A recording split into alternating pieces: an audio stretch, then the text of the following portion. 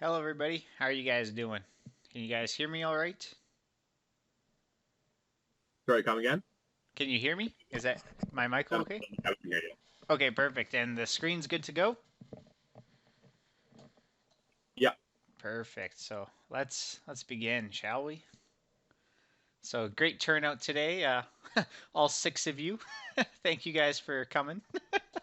It's kind of funny. I should not upload this week to YouTube and just watch the students freak out a little bit. I think that's what they're doing is they know that I upload these every week, so they don't show up to the seminars. All right, but so thank you for actually coming to the seminars. It's really nice to see.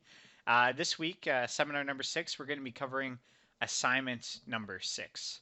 So assignment number 6 is kind of to me, it's the last assignment before we start talking about approximation stuff like that. As you guys see, we covered beams today. It's a little bit of a different direction as compared to what we've been doing before, but nevertheless, it's still a lot of fun.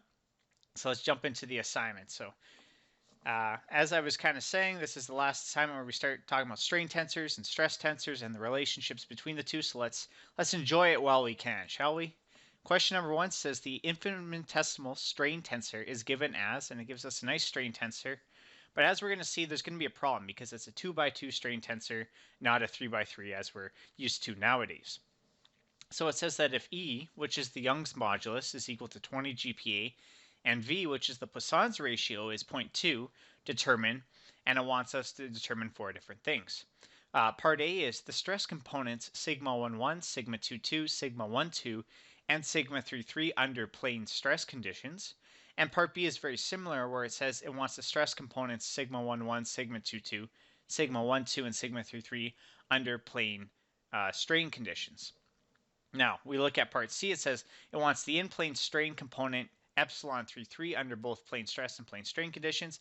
And then part D kind of wraps it up nicely, where it says comment on the difference between the resulting stress components based on whether plane stress or plane strain is used. So kind of the main thing that we're going to take away here is plane stress, plane strain. So this question is all about plane stress and plane strain. And it's actually nice. Usually when you see those kind of assumptions that we're going to have to use, it makes our life maybe a little bit more complicated. But as we're going to see plane stress and plane strain, it's very nice because it makes our life a lot simpler. Now, the trick to this question, or going to be the problem to this question, is if we look at our strain tensor, we're given epsilon 11, epsilon 22, and epsilon 12. However, the question does ask for components to do with epsilon 33 as well as sigma 33, but we're not given the full strain tensor, which is going to be a problem. So moving forward, we know that if we want to convert from strain to stress, we have a nice relationship. Because for a linear elastic isotropic material, and that's the nice part here, is it's isotropic, so we only need 2 coefficients, we have the following relationship, where the stress vector can be determined from the strain vector as well as the what I call the elasticity tensor. And if we look at this elasticity tensor, it looks kind of gross because it's 6 by 6. But in essence, there's only 2 components that we need to know. The first one is the Young's modulus, E, and the second one is the Poisson's ratio, V. And the nice thing is we know both of them. So everything in the center there, even though it's not looking too pretty, we know everything in there. We can throw it into our calculators or we can throw it into Mathematica. The problem starts arising when we look at our strain vector, which we're going to need. Do we know the strains? Well, we know epsilon 11, 22, as well as 12. However, we don't know epsilon 33 or 13 or epsilon 23. So we can't actually use this relationship as it stands because we're missing some of those components from our strain vectors. So we're going to try and figure out what do we do. So again, from the tensor we were given, we know epsilon 11, 22, and 12. So those are not a big problem at all. We're pretty happy. But the problem is we're not explicitly given epsilon 13, 23, or epsilon 33. And as part C of the question asks, they ask for epsilon 33. So we know that there's going to have to be some sort of trick to this equation, or this problem. So what exactly do we do? Well, if it was me back in the day, I would have said, well, if I'm not given epsilon 13, epsilon 23, epsilon 33, I would have probably just said that they're all equal to 0. Is that the correct approach? Well, the answer is going to be no, we don't want to do that. We want to actually look at clues in the question to figure out what exactly these are going to be. And as we hinted for, these clues are going to be the plane isotropic constitutive laws. You're saying, Clayton, what does that mean? That sounds a little confusing. Well, this basically means, does the question mention plane stress or plane strain, because if it mentions either one of those, we can do a lot of simplification, and in that case, that simplification is going to allow us to solve for this question. So let's talk about plane stress and plane strain. Looking at the first one, plane stress, which is typically the more common of the two, especially when you're talking about research. In my own research, I use plane stress all the time in my models. Makes things nice and easy. It allows me to convert a 3D model into a 2D model, which is great for computation time. But basically, plane stress is used when sigma 1,3, sigma 2,3, but mainly sigma 3,3 is equal to 0. So the main takeaway I want you guys to look here is that sigma 3,3 is going to be equal to 0. And if we know that all those components are equal to 0, we can actually simplify our elasticity tensor. So remember before it was 6 by 6, pretty gross looking, but not too bad. Well, now we can take that 6 by 6 and convert it into a 3 by 3 tensor. So if we look at the elasticity tensor in the center here, what we can see is it's still just going to be a function of E and V. We know both of those, so we're good to go in the center there. The nice thing about it though, or the main thing that's going to help us solve the problem, is when we look at that strain vector now, it doesn't have 6 components. Remember, we didn't know 3 of the components, but now it's been simplified down into 3 components, which are epsilon 1,1, epsilon 2,2, and epsilon 1,2. And luckily for us, we know all 3 of those. Therefore, we can solve for the stress vector on the left-hand side, which will give us sigma 1,1, sigma 2,2, as well as sigma 1,2. So we say, okay, well, that's 3 of the stress components. What about the other 3 stress components? Well, they're from above. Remember, under plane stress, we say that sigma 1,3, 2,3, as well as sigma 3,3 are equal to 0. So from here, we can solve for all of the stress components, which is great for part A. But part C says, well, what about the strain in the 3,3 direction? Well, again, simplifying the elasticity tensor under these certain conditions, we have a nice formula for the strain in the 3,3 direction, where we say that epsilon 3,3 is simply going to be negative V divided by E. So again, we know V, we know E, that's not a problem. And then we multiply that by sigma 1,1 plus sigma 2,2, which we just solved for using the equation above. So using plane stress, as we can see, we can simplify everything, which will allow us to solve for all the information we need in part A, as well as one of the pieces of the information we need for part C. So that's going to be plane stress, which is nice for part A. But then part B says, okay, well, I don't care about plane stress anymore. How about the second one, which is plane strain? So the plane strain assumption is used when epsilon 1,3 is equal to epsilon 2,3, which is equal to epsilon 3,3. So that's why I kind of bolded there, because that's the big one, which are all equal to 0. So again, the big one here, epsilon 3,3, that's going to be equal to 0. And just like before, this will allow us to simplify our elasticity tensor from a nice 6 by 6 matrix down to 3 by 3, which is great because if it's 3 by 3, well, let's be honest, I'm just going to throw it in my calculator. So if I look at the elasticity part of this new equation, again, it's just going to be a function of E and V. Not too much to worry about. We know E and V, we can substitute it in. We just got to make sure that we don't make those silly calculator errors, which I do all the time. But then looking at our strain vector, we have the same thing as before, where we simplified it from 6 components down into 3 components, and we know these 3 components right from the question, so therefore we can solve for sigma 1,1, sigma 2,2, and sigma 1,2. And the thing now becomes, okay, well, what's going to be the stress in the thickness direction? And that's sigma 3,3.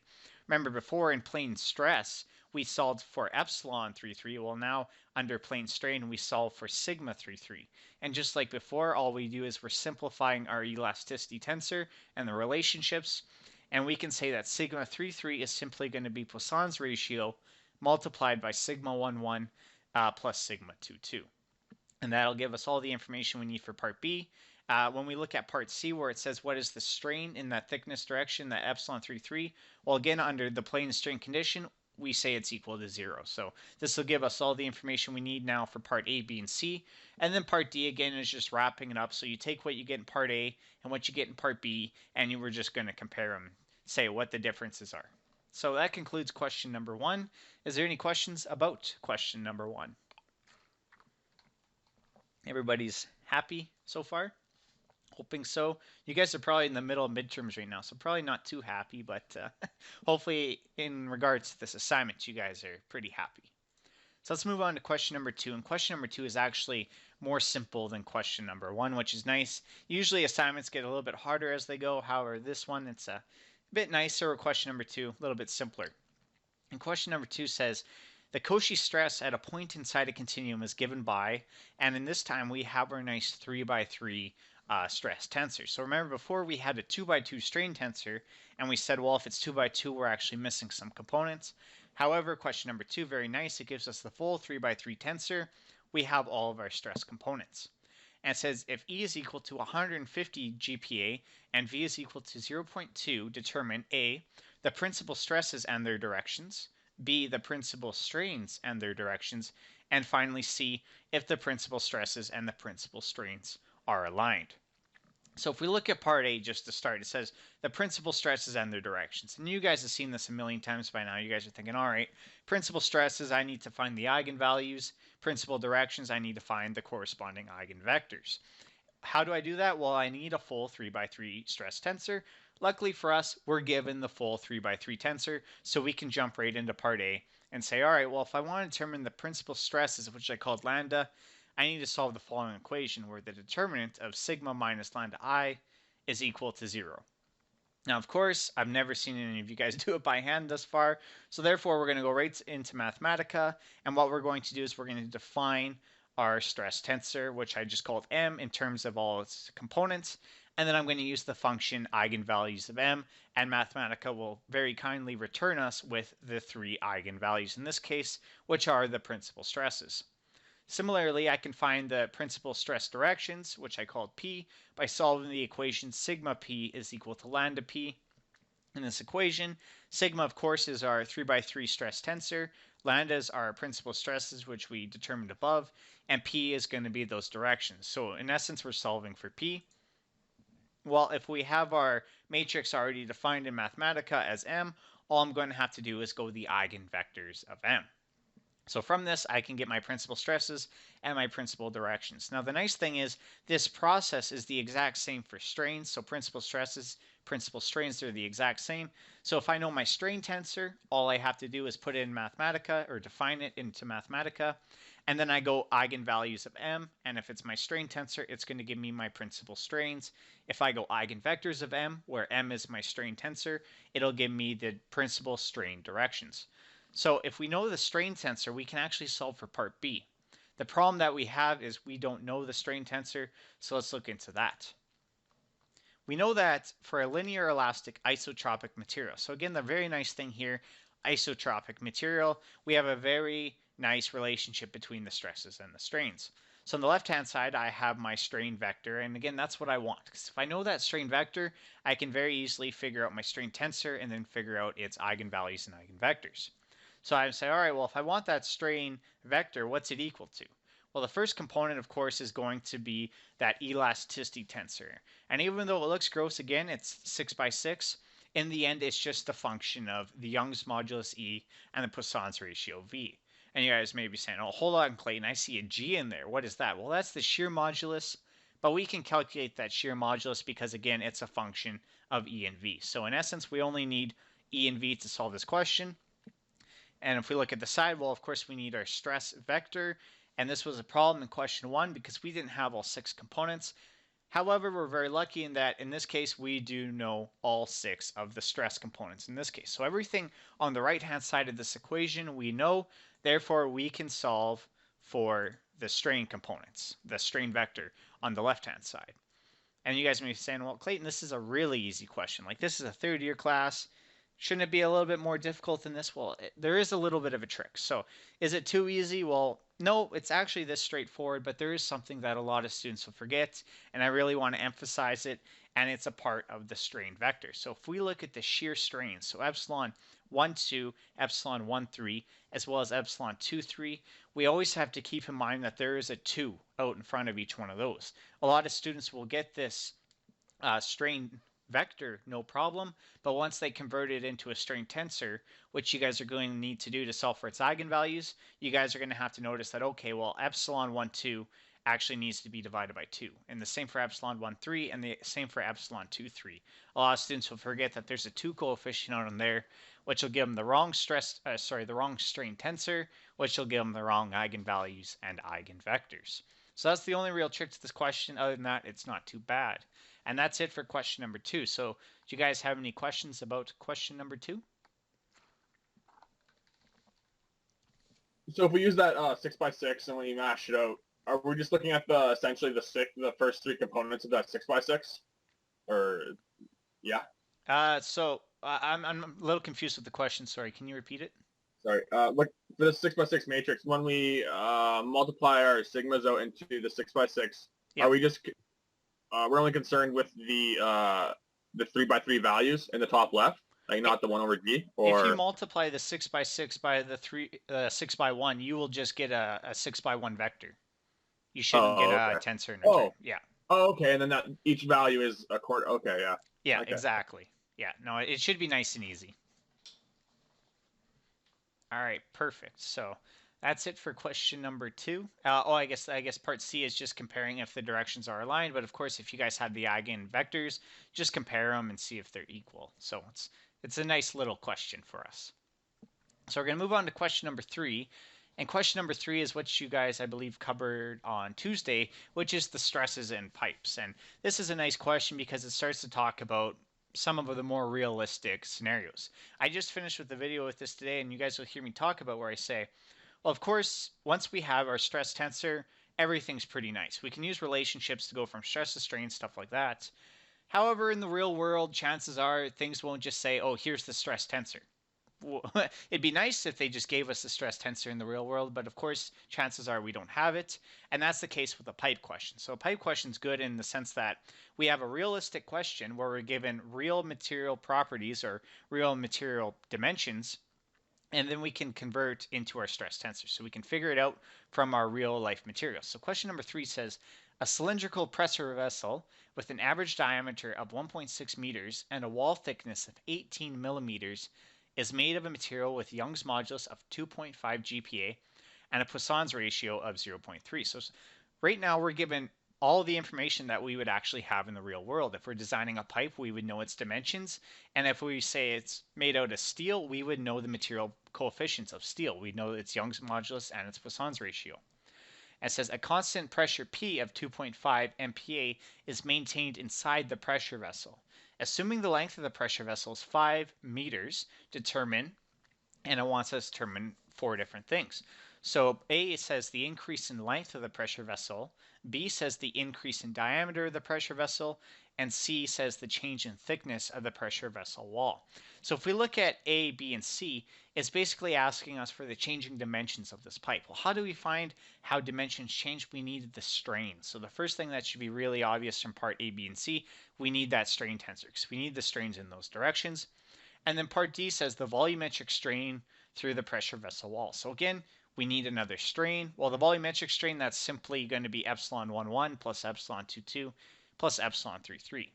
So if we look at this question as a whole, it's very easy to solve for if we know the strain tensor. So that's going to be our goal. What is the strain tensor for this pipe? So if the question wants us to determine the expansions or contractions in the pipe, well, as I said, to find these change in length, we need the strain. So we're happy right now because we know that all we need are the strains. It sounds very simple. Well, then we get a little bit sad because we're not given any information about the strains. What we are given is information about the stresses in the pipes, and not directly. We're not given that stress tensor, however, we're given the pressure in the pipe. So that's how something we know that we can try and figure out about the strains. So from there, we're happy because we said, okay, well, if I can figure out those stresses, well, then I can figure out my stress tensor, and then I can figure out my strain tensor. So we're happy, but the problem is unlike the rest of the questions we faced up until this point, we're not explicitly given that strain tensor. We're going to have to figure out how exactly do we find the stress tensor. Because once we have the stress tensor, well, the strain tensor is a piece of cake, and once we know the strains, well, then we can solve all the questions. So the real question becomes, what is this stress tensor? So there are 2 conditions to consider when dealing with pipes and / or tanks. I kind of use them interchangeably here. And that is this. So Dr. Sammer made a very, very nice figure which shows us these 2 conditions. So condition number 1 is when we have capped ends on this pipe. And this capped ends, well, this means that the pipe can, of course, expand freely in the E1 direction. It's not going to be a problem. However, if we look at condition number 2, what we have are restrained ends. And if the ends are restrained, then of course we are restricting this pipe from expanding in that E1 direction. As we're going to see, those will lead to two different conclusions, or I guess as we'll see more in the quiz video. In this video, we're only considering one condition, and if we look at our pipe, we're given a certain length, or if we're looking at our tank, we're given a certain length. We know that it's going to have capped ends. In this case, we have a pressure vessel, which is condition number 1. And condition number 1, luckily for us, it's typically the easier out of the two conditions. If you guys want to explore condition number 2, Dr. Sammer has that nice quiz where we do explore condition number 2. It's pretty easy as well, except there is a little bit of a trick because, of course, if we're restricting that expansion in the E1 direction, well, we know that epsilon 1 will be equal to 0.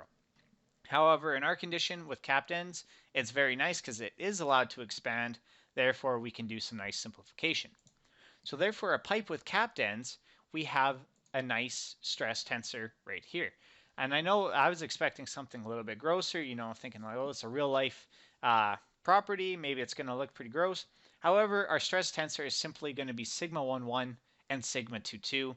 The rest are going to be 0. So if we can figure out what sigma 1 is and sigma 2, like we're laughing, everything's going to be nice and easy because again, if we have the stress tensor, we can find the strain tensor, and then we can answer the question. So what is sigma 1? Well, all we need to do to find it is use the relationship. Well, stress is going to be simply force divided by area. So all I do is simplify that, and I get that sigma 1 is going to be the pressure in the pipe P multiplied by the radius R, all divided by 2 times the wall thickness T. So the one thing that we're going to have to keep in mind here is that when they give us the radius of these pipes, usually they're going to be in meters because the radius or the diameter is usually pretty large. However, our wall thickness is usually extremely thin. So those are going to be in millimeters. So the key here is when we're doing this calculation, it's very simple. You guys are going to be laughing at it. Just make sure our units are consistent. So make sure that R is in millimeters and T is in millimeters. Or if R is in meters, T is also in meters. Now, sigma 2, we follow the exact same procedure.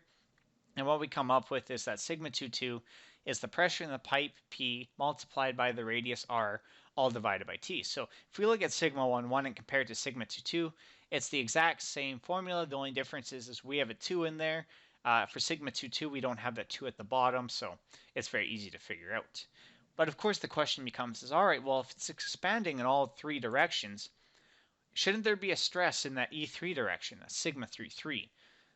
The thing is, there actually is a sigma 3, so it's not actually 0 in reality.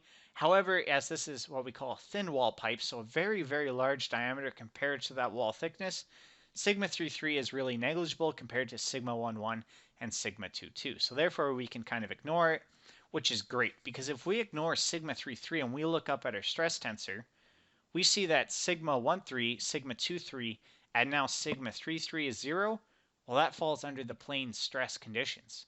So if we're solving from stresses to strains, we can actually use that nice relationship of plane stress in this particular case. Now, if we're converting stresses to strains, I don't use that particular case because, again, I want to emphasize that if you guys don't want to use those nice little relationships, you guys can always go back to the general case right here. So if we look at the general case, we have our elasticity tensor, and again, it's just a function of V and E. Not too bad, not too scary. We know V, we know E. The elasticity tensor, not a problem. We also need our stress vector, sigma 1, sigma 2, all the way down to sigma 2.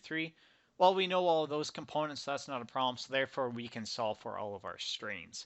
Again, the only real trick that we have to consider is there is that 2 coefficient out in front of those shear strains. So if we have that, we're good to go.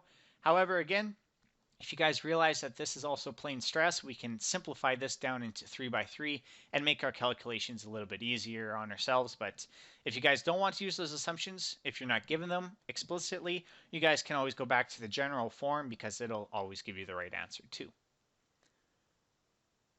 New for Poisson's ratio? Okay, so I'll say new for Poisson's ratio. Thank you, Dr. Sammer. Yes, no, that makes much more sense. All right, so if we're going back to answering the question, again, we just wanted the strain tensor because the strain tensor will start giving us the change in lengths. So the change in lengths can be found by multiplying the original length by the strain in the direction of that length. So if I want, in part A, the change in the length of the pipe, all I have to do is go the change in length, delta L, is simply going to be L naught, so its original length, multiplied by the strain in that direction. So I didn't tell you what the strain is, in the sense I didn't put epsilon 1 1 or epsilon 2 2 or epsilon 2 3, or sorry 3 3. I just put epsilon L. I'm going to let you guys try and figure out what epsilon you guys are going to need. And the same can be said for the change in diameter and the change in thickness, where the change in diameter, delta D, is simply going to be the original diameter D multiplied by epsilon, or the strain in that diameter direction. And the same thing for delta T, where the change in thickness is going to be the original thickness multiplied by the strain in that thickness direction. So part A, B, and C, not too bad. We look at part D. Well, the volumetric strain we know is simply the trace of that stress tensor. So our volumetric strain is going to be epsilon 1 1 plus epsilon 2 2 plus epsilon 3 3. Therefore, we already know our strain tensor. Therefore, we know all those components. We simply add them together to get our volumetric strain. So that's it for question number 3. Is there any questions about that at all?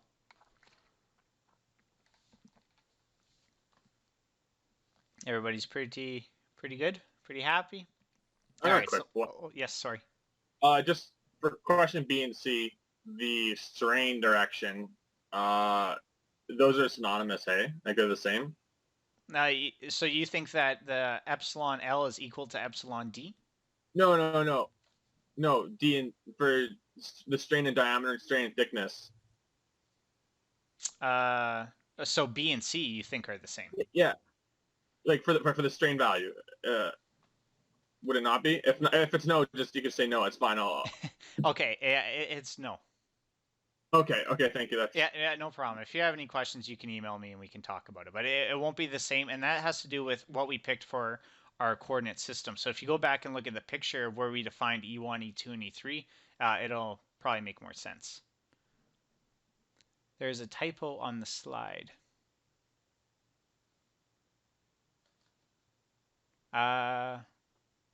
Yes, which typo are you talking about, Johnson, please?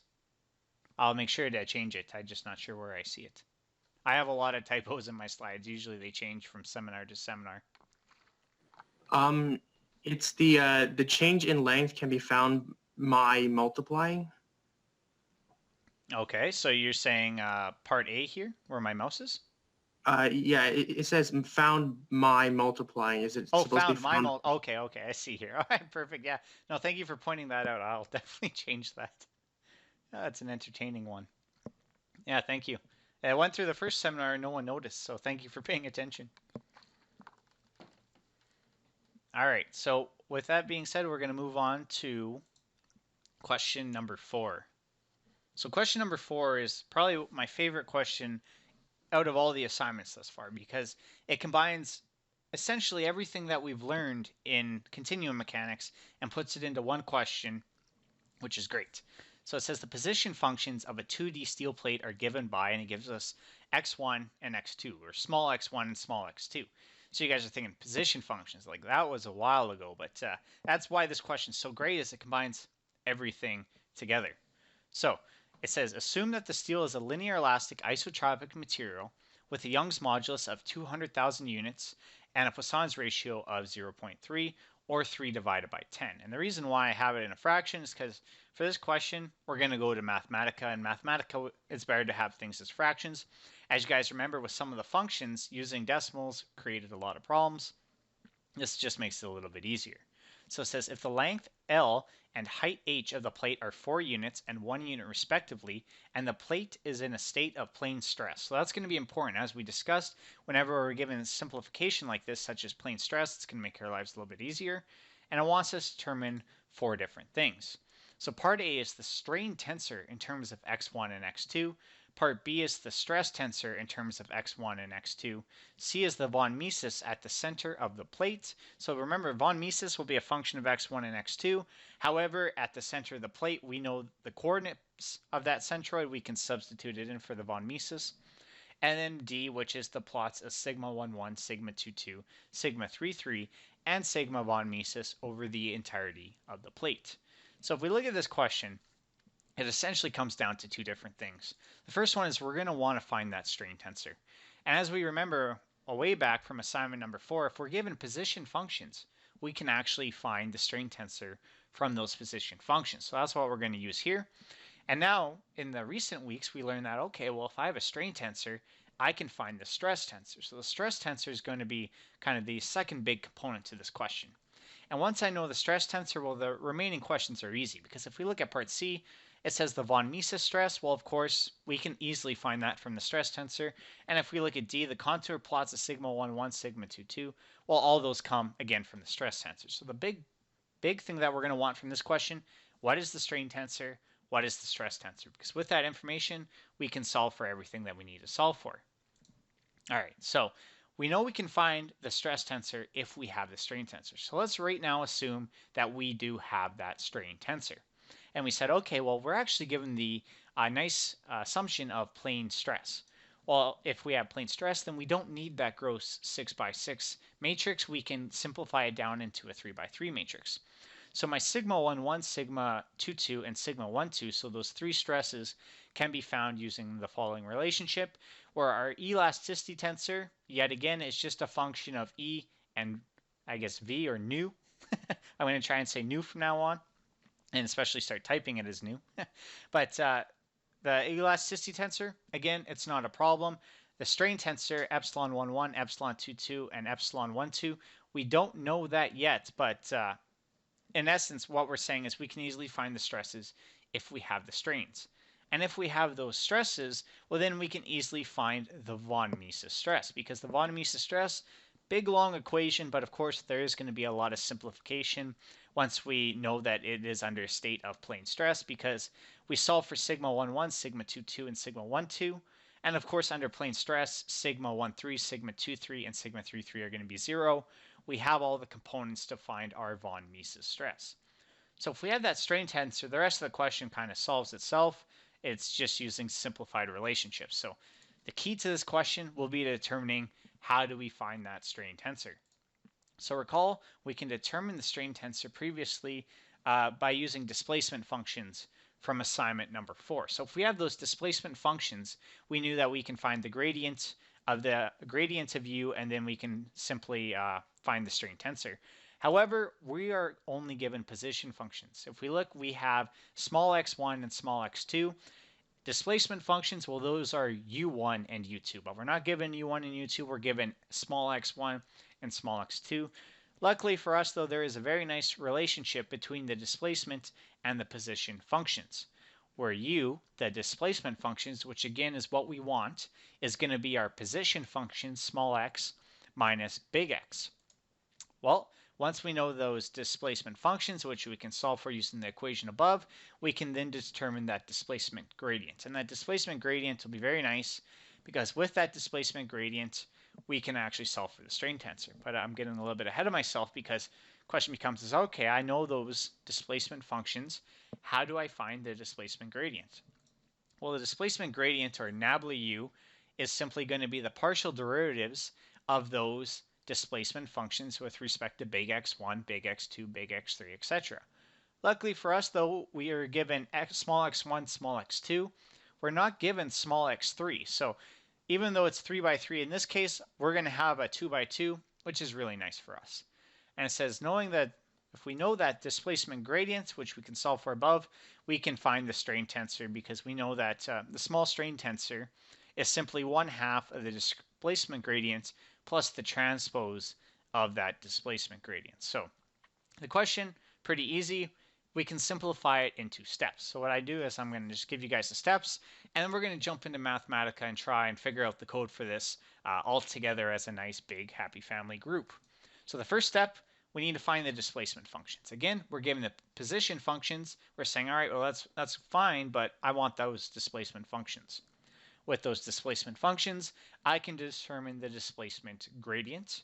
And with that displacement gradient, I can find the strain tensor. So that's kind of the recap of assignment 4, is going, okay, I have position functions, I want a strain tensor. So that's what we're going to do, find that strain tensor. Because as we said above, or I guess before, once we have that strain tensor, we can use our elasticity tensor to determine the strain tensor from that, we can determine the stress tensor from that strain tensor, which is perfect because once we have that stress tensor, well, the rest falls into place because we can calculate the von Mises stress from the stress tensor, and we can also plot those components of the stress tensor. So the big key again, we need to find that strain tensor because from there we can find the stress tensor. And just a little bit of a hint to you guys, but I don't even think I have to hint this because you guys already know. Since we have position functions, we should be using Mathematica, especially when a lot of the questions ask for the components in terms of x1 and x2. Now, it is doable by hand, and if you guys want to, by all means, be my guest, but it's best to do this one in Mathematica. It'll make your guys' lives a lot easier and actually make this question pretty simple. So what we're going to do all together, like I said, is we're going to solve for this question together, or at least come up with a code for this question together so that when you guys get to it on your own time and you guys are doing your own position functions, it should be nice and easy for you guys. So what I did is I defined two arbitrary displacement functions, and these ones are position functions. And I made them really, really simple. You guys', of course, are a little bit more complex than that. And then I also defined the elasticity tensor ET just because it takes a little while to define, but that's basically this right here, this bad boy right here, just to save us some time. And as I mentioned, we're going to do this together. So what Dr. Sammer kindly did, again, very, very generously, he made this worth a little bit of participation marks. Now, I'm not saying that this will be for you guys, but I'm pretty sure Dr. Sammer may reward some participation marks if you guys help me out with this code. So we have small x1, small x2, and I said the first thing that we want to do is get these into displacement functions. We have position functions. We don't want position functions. We want displacement functions. So how can I switch between small x1 and small x2? What do you guys think?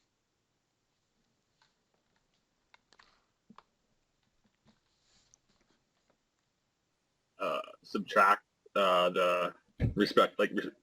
subtract x1 from the first row and x2 from the second. So you're saying something like this: x subtract big X1 from small x1? Yeah. Okay. What does everybody else think? You guys can throw a yes or no in the chat. I want to see what everyone else thinks. Thank you, William. That was a great suggestion. Yeah, I agree with that. You guys agree? All right, perfect. So yes, we can do this.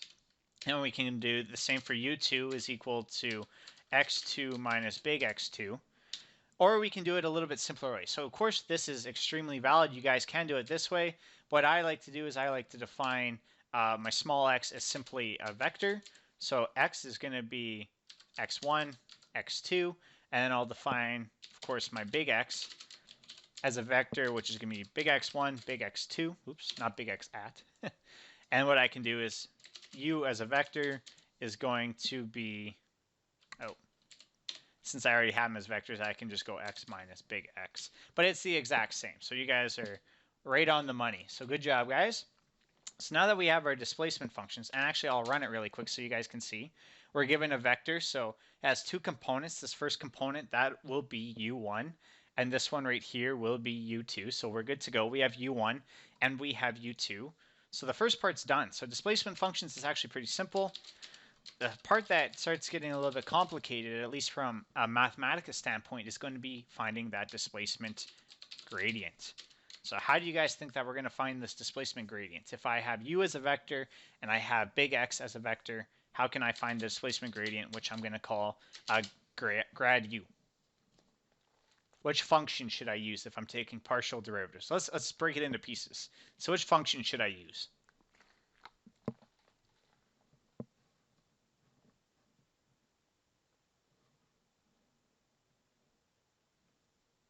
Getting a little bit more challenging, I see. So if I want to take a bunch of partial derivatives of a bunch of different functions. So again, I want to take the partial derivative of u1 and then the partial derivative of u2 and then with respect to x1, big X2. So yes, Dylan said that we're going to take the derivatives using the d function. So that is true. We're going to want to take partial derivatives using the differential function.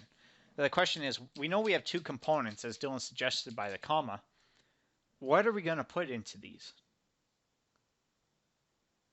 Let's look at the formula here. So I have the formula for the gradient of u right here. So what's always going to be the function I'm taking the partial derivative of? Is it going to be my displacement function? Is it going to be my position function? Or is it going to be my big X?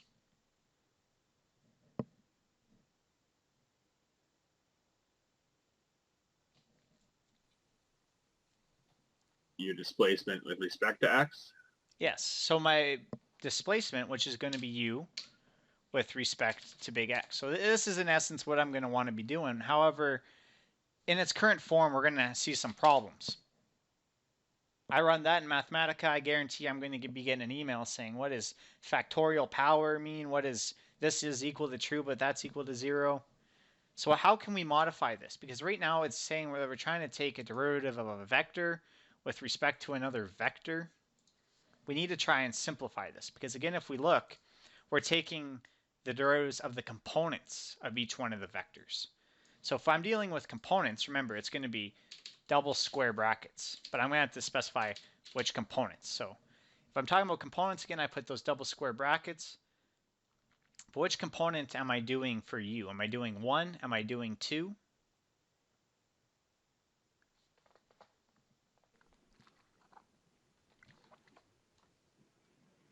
Would you need to create a function that would iterate between 1 and 2? Yes, that's exactly right. So Johnson's right on the money here, where if I were to go u1 and u with respect to x1, I'll definitely get the partial derivative, but again, that's just one of them. I want a function that can go through all of them. So in this case, I said that we have a 2 by 2, so we're going to have this component, this component, this component, and then we want this component too. So as Johnson said, we're going to want to go through each one of these. How do I do that?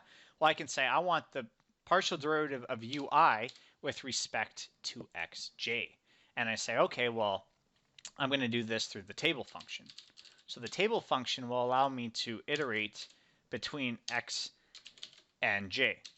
Now the question becomes, what are my iteration limits? So of course we know I is going to go from 1, but where is it going to end at? Is it going to end at 2? Is it going to end at 3? Is it going to end at 4? What will be my entry rate here? 2? 2? You guys think it's 2? Yeah. 3? Yeah? Wait, I don't know. 2. I don't know. It is 2. And the reason why is because we're essentially going down the columns. So we know we got u1, so that's going to be 1. We know that we have a second derivative for it. That'll be a second one. Or I guess in this case we're going down the rows. But we don't have a u3. So there's no sense in doing a u3 because we only have 2 components. Now what I'm going to do is j is going to be the same, but what I'm going to do is I'm just going to put in 3 for both of them. We're going to get an error saying that part 3 does not exist. And what that means is it's trying to take the third entry of a vector that only has 2 components. So if there's only 2 entries, it'll be obvious that we're going to get an error because we're taking an entry that does not exist. However, if we did have a u3 and our gradient of u was 3 by 3, then yes, this would be 3. However, our gradient is actually 2 by 2. So what I can do is I can just put it as 2 by 2. Now if I do it in matrix form, I have a nice gradient of u down at the bottom. So we get 2x1, and then the off diagonals are 1 over 200 and then 2x2.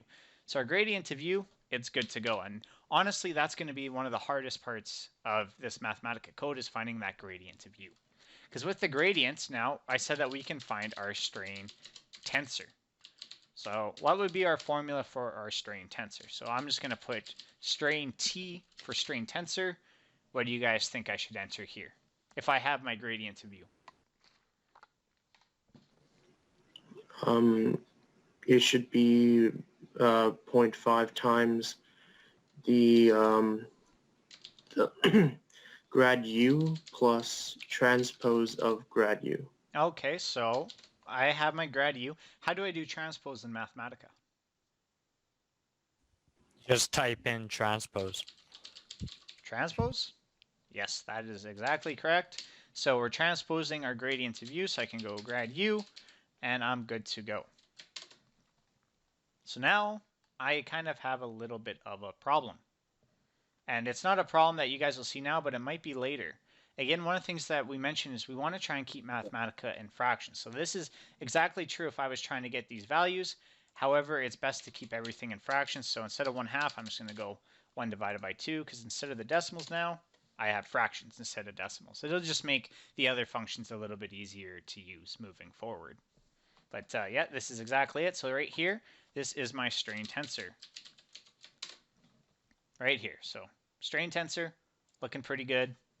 Lots of fun. So now with the strain tensor, what can we do?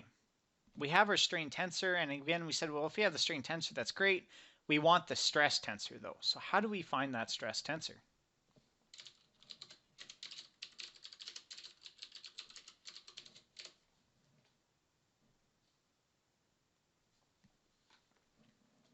I guess I already wrote stress tensor down there. Oops. All right, so how do we find this stress tensor?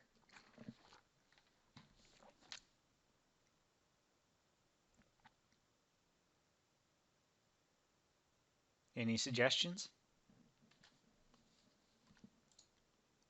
Any at all?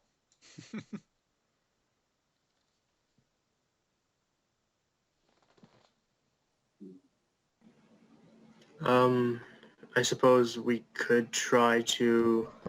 should create that matrix within that formula you're highlighting. So would that Sure. be kind of this matrix right here? Yeah. All right, so that's actually what I have for ET. So yeah, that would be the perfect step. Yep. So now that we have that centerpiece, and again, we have the centerpiece here, we're trying to find these stresses. What do we do with this matrix right here?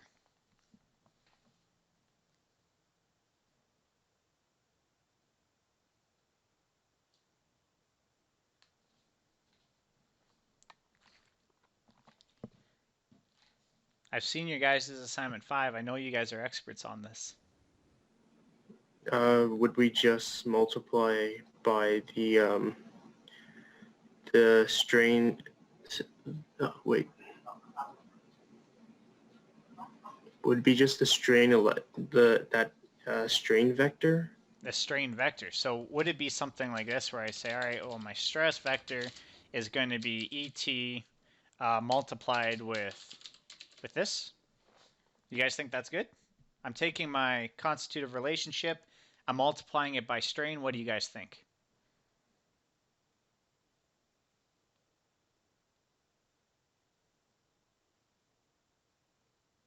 Yes, no, maybe? What is that EM value you have there? That's the elastic Is it? modulus. And that's, Oh, okay. yeah. So you already defined it. We haven't defined it yet, but that's something that we do need to do. So EM is I, equal to... I think it might be mistaken, but you have the inverse of the matrix. I think what the matrix that you have on the left is not the same one you have on the right. Oh, yeah, no, you're right. This should be swapped. Yeah, but that's, I mean, that's yeah. I mean, you can. I'm talking about like the ET. I think this matrix is the inverse of that, I would assume. Yeah, no, that's a mistake. So when you guys are looking at the plane stresses, make sure that we have the right ones. Yeah. The problem with this is I did what I told you guys to do is you write them once in Mathematica and then you copy them, and I obviously copied the wrong one. So what is our E?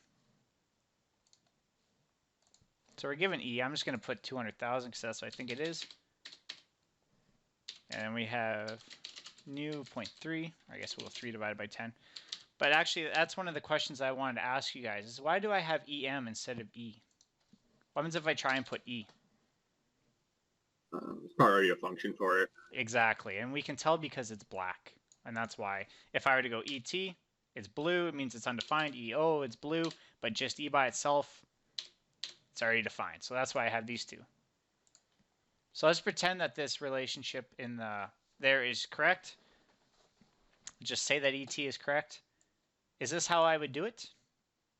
Would I find my stresses by simply going the elasticity tensor multiplied by the strain T?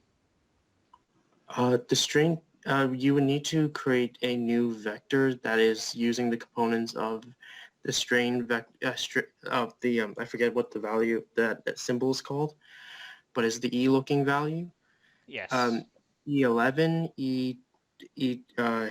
E22, and 2 times E12, and then use that vector to multiply with the elasticity matrix.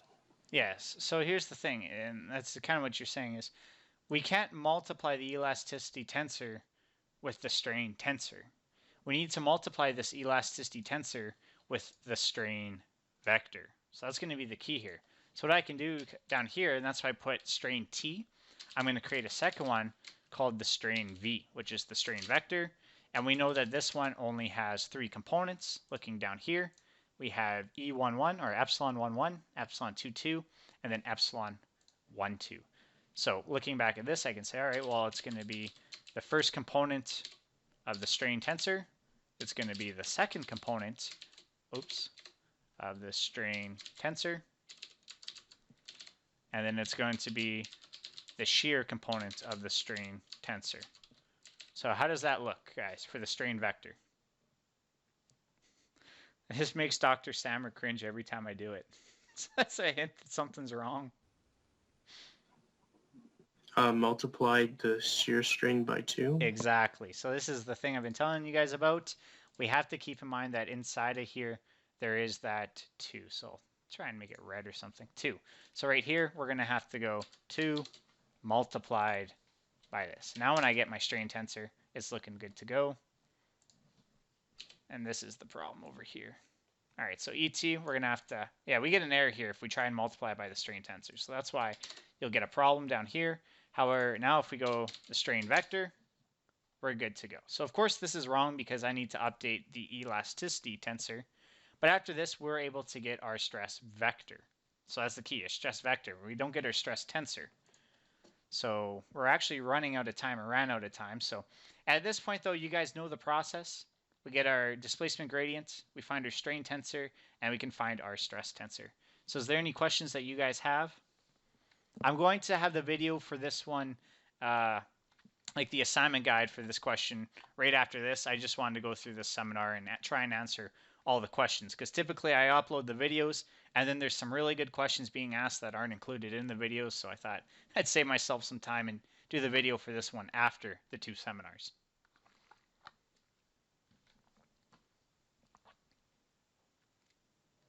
Yeah, in your video, do you have the Mathematica code finished completely, as in the stress tensor, or do you have the inverse as well? I carry on till the end of the stress tensor. I don't show the von Mises or anything because, again, that's something you guys can easily calculate from the stress tensor. But